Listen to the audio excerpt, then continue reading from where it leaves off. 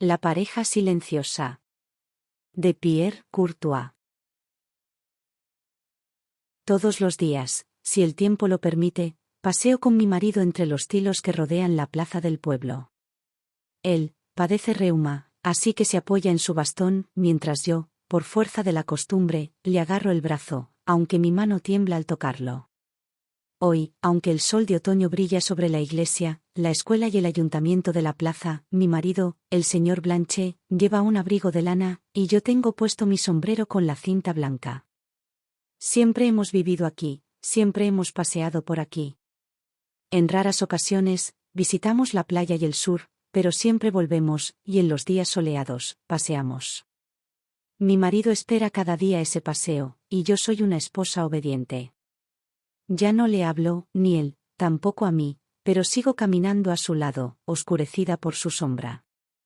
Nos sentamos ahora, como hacemos a menudo, en un banco del lado soleado de la plaza.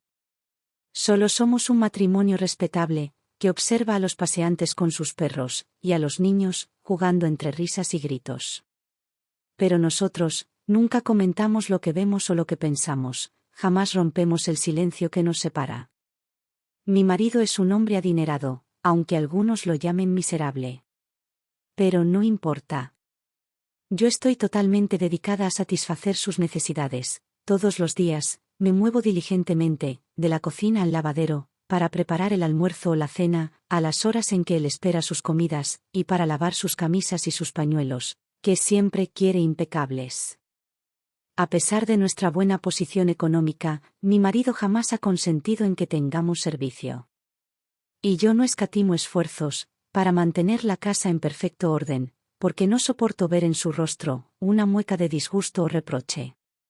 Él no me dice nada, pero yo de inmediato detecto su desaprobación. Tampoco yo le digo nada. El señor Blanchet, mi marido, tiene 10 años más que yo. Lisiado por el reuma y la gota, se apoya en su bastón, y da pequeños pasos mientras caminamos. Qué inofensivo parece ahora este anciano tranquilo. Viéndole, nadie le creería capaz de ningún acto de violencia o crueldad. Sin embargo, yo le conozco, yo sé, yo he visto a ese desconocido, peligroso y feroz, que se oculta en su interior. Llevamos más de 30 años de matrimonio, y desde hace 20, ya no hablamos. No nos decimos jamás una palabra, ni cuando caminamos, ni en casa, ni durante las largas y silenciosas tardes de invierno. No hay nada que decir, o quizá, sí lo hay, pero es mejor callar, y enterrar, bajo un manto de silencio y olvido, aquello que ninguno de los dos quiere recordar. La costumbre me sostiene en mis rutinas cotidianas, automáticas y puntuales, y tanto si es un día agradable, y salimos a pasear, como si llueve, y nos quedamos en casa, él está siempre solo, esté yo a su lado o no. Nuestros labios están sellados.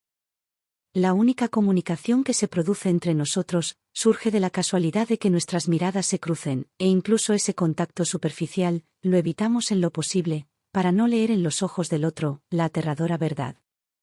He estudiado mis propios ojos en el espejo, y veo en ellos la resignación, la melancolía y el miedo en sus profundidades. Son los ojos de una mujer enferma, y están rodeados por las sombras oscuras, que surgen de muchas noches de insomnio. Pero los ojos de mi marido son distintos. 2 arrugas pronunciadas entre sus cejas, le marcan el rostro con crueldad. Bajo los párpados rojizos, en el centro de sus pupilas, brillan pequeños círculos, casi como si sus ojos estuvieran tallados en metal. También ellos están oscurecidos por el insomnio, y parecen a la vez aterradores y asustados. Salvo por casualidad, hace 20 años que no lo miro a los ojos. En la mesa, evito sentarme frente a él, y cuando caminamos, o mientras descansamos en este banco, nunca vuelvo la cabeza hacia él. ¿Por qué nunca hablamos? Porque si abriera la boca, sus ojos me mirarían, y yo recordaría lo sucedido hace 20 años. Así que mis labios están sellados, y también los suyos. Es un pacto de silencio, y aunque nunca lo acordamos en voz alta, es un juramento tácito, que no deshonraremos. Hace 20 años, hicimos un viaje al sur. El señor Blanchet se encontraba en uno de sus raros momentos de generosidad.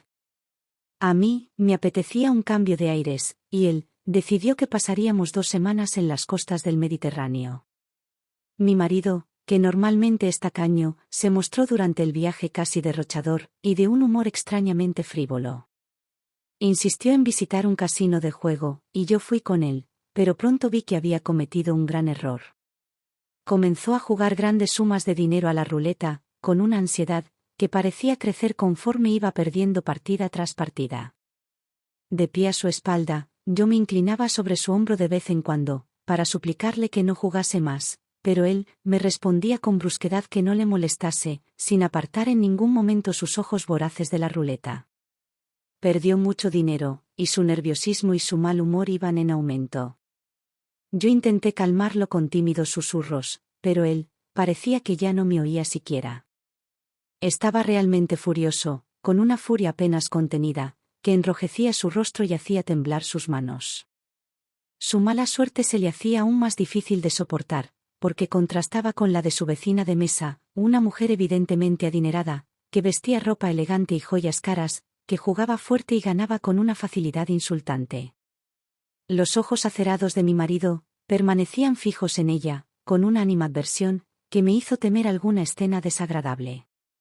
Por fin, abandonamos la mesa de juego, y salimos del casino justo antes del amanecer.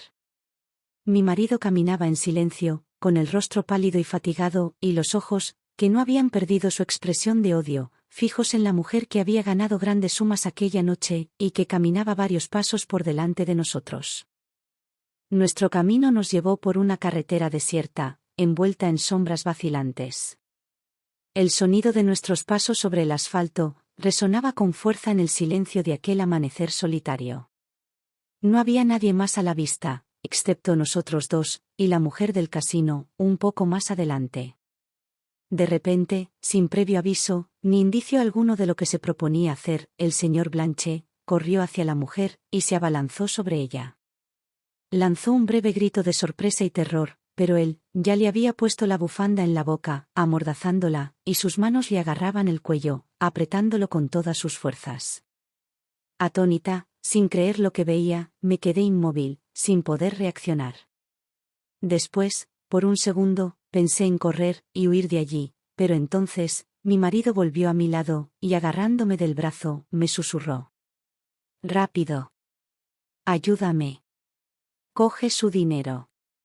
Pero yo estaba como clavada en el suelo, incapaz de moverme. Entonces, al ver que no podía contar con mi ayuda, él me soltó, y acercándose nuevamente al cuerpo tendido de la mujer, se agachó, y con gran dificultad, le arrancó el bolso de las manos. Yo, congelada, en un estado de complicidad sin palabras ni sentido, observé cómo él arrastraba a su víctima por la calle, y arrojaba su cuerpo a una zanja fangosa. Después, apretando sus dedos sobre mi brazo, con tanta fuerza que sentí sus uñas clavándose en mi carne, me llevó, medio empujándome, medio tirándome, hasta el hotel. Nos quedamos en nuestra habitación, solo el tiempo suficiente para hacer las maletas, callados, sin mirarnos, y pagar la cuenta. Luego, cogimos el primer tren a casa. Y desde entonces, el silencio nos pesa como una lápida. Una y otra vez, he anhelado quitarme ese peso aplastante de encima, confesar de algún modo lo ocurrido, pero por miedo y por ese deber al que la costumbre me encadenó, nunca he traicionado a mi marido. Ninguno de los dos supo las consecuencias de su terrible crimen. Durante un tiempo, busqué ansiosamente en los periódicos la noticia del hallazgo de un cuerpo, en el enclave donde lo abandonamos, pero jamás apareció nada al respecto. Traté de olvidar, fingir que no había sucedido, pero cada uno de los detalles de lo que ocurrió aquel amanecer quedó grabado a fuego en mi memoria. Todavía veo los ojos sorprendidos y aterrados de aquella mujer, las manos de mi marido en torno a su garganta, y sobre todo, el rostro de él, mientras cometía su crimen, a las pálidas sombras del alba.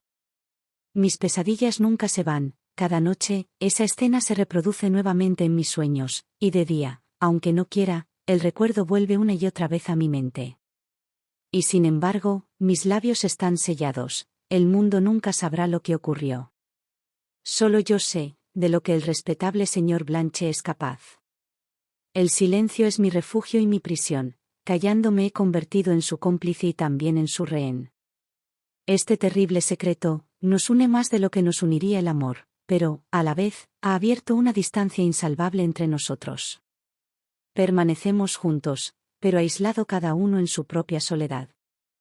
El aire otoñal es frío. El señor Blanche se encorva y se sube el cuello del abrigo. Lo veo con el rabillo del ojo, porque no vuelvo la cabeza hacia él. Estoy de cara a la carretera, y veo el coche que aminora la marcha, y se detiene delante de nuestro banco. El conductor sale y se dirige a la fuente a buscar agua. Hay una mujer sentada en el coche, está sola, tiene la cabeza agachada, pero a través de la ventanilla abierta, la luz ilumina su rostro. Conozco ese rostro, a pesar del tiempo transcurrido, me resulta inconfundible. ¿Un parecido inquietante? ¿La imagen fantasmal del recuerdo? El frío que siento, es más que el aliento de octubre. No es un fantasma, es ella. No me equivoco, porque, de pronto, mi marido levanta la vista, y también él, se sobresalta. Su mano aprieta, convulsa, el mango de su bastón. La mujer del coche deja de leer, cuando su chofer regresa al auto, y ahora, se sienta derecha, y se inclina hacia la ventana abierta de su puerta. Tiene la cabeza en la ventana, nos mira, y su rostro adquiere una expresión indefinible. Lo sabe. Ha reconocido a su agresor, un hombre que, durante 20 años, pensó que la había asesinado, y junto a él, su cómplice silencioso. Me faltan las fuerzas. El corazón me late violentamente, pero no soportaría oír la voz incriminatoria de aquella mujer. Tengo que ser la primera en hablar, pero, ¿cómo? No hay palabras, no ha habido palabras durante 20 largos años. Y ahora, por primera vez en todo ese intervalo de silencio, vuelvo la cabeza, y miro a mi marido a los ojos, y él, sabe que sí, que hablaré, que le diré a su víctima, sí, soy cómplice, pero en realidad no lo soy, porque me he quedado sin voluntad, por el horror de lo que hizo mi marido. Ya no guardaré su secreto, ya no seré la esposa obediente, no tendré piedad. Pero mira sus ojos ahora. No son los ojos de mi marido, no los reconozco, son los ojos, llenos de dolor, de algún animal herido, en los que leo el miedo y la súplica. Pero he esperado demasiado. La mujer habla primero, antes de que yo tenga la oportunidad de desahogarme. Perdón, señora. Falta mucho para llegar al castillo de Cibray, dice, con perfecta corrección, sin rastro de sospecha o recriminación en su voz. Mi chofer debe haberse equivocado de camino. Tantos años de silencio, ¿y todo para qué? Por fin puedo hablar, porque las palabras no están al alcance de mi marido, y le digo, no lo sabemos, no vivimos por aquí. Y eso es todo. El coche arranca de nuevo y rápidamente se aleja. ¿Era ella realmente? ¿Acaso ha sido todo un espejismo? ¿Quizás el azar la puso de nuevo ante nosotros? Para que supiéramos que aún está viva, y podamos morir en paz, sin ese peso terrible sobre nuestras conciencias. No lo sé, ya no sé nada.